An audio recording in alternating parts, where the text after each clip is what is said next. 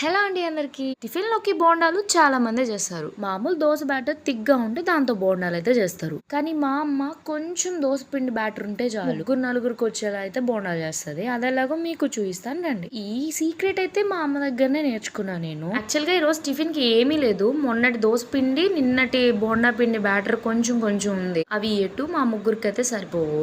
So మా అమ్మ మాత్రం ఈ ఐడియా ఇచ్చింది నాకు. ఏం లేదండి, జస్ట్ నిన్నటి పిండిని ఒక గిన్నెలో వేసేసుకొని దాంట్లో బియ్యం పిండి ఒక 3-4 స్పూన్స్ వేసుకోవాలి, అంటే గంటెలతోటి. దాంట్లోనే సన్నగా కట్ చేసుకున్న ఆనియన్స్, పచ్చిమిర్చి, ఉప్పు వేసుకొని బాగా మిక్స్ చేసుకోవాలి. సోడా ఉప్పు కూడా కొంచెం వేసుకొని మిక్స్ చేసుకోవాలి. దాంట్లోనే కొంచెం వాటర్ పోసి బోండా పిండిలో కలుపుకొని మూత పెట్టి పక్కన పెట్టేయాలి 15 మినిట్స్. ఈలోగా ఆయిల్ ని లో ఫ్లేమ్ లో పెట్టుకొని హీట్ చేసుకోవాలి. ఇంకేముంది, ఆయిల్ హీట్ అయ్యాక 15 మినిట్స్ తర్వాత ఈ బోండా పిండిని అయితే చిన్న చిన్న బోండాలుగా వేసుకోవడమే. యాక్చువల్ గా నాకు బోండాలు వేయడం అయితే రాదు, అందుకే ఇలా వంకర టింకర్ గా వచ్చాయి. చట్నీతో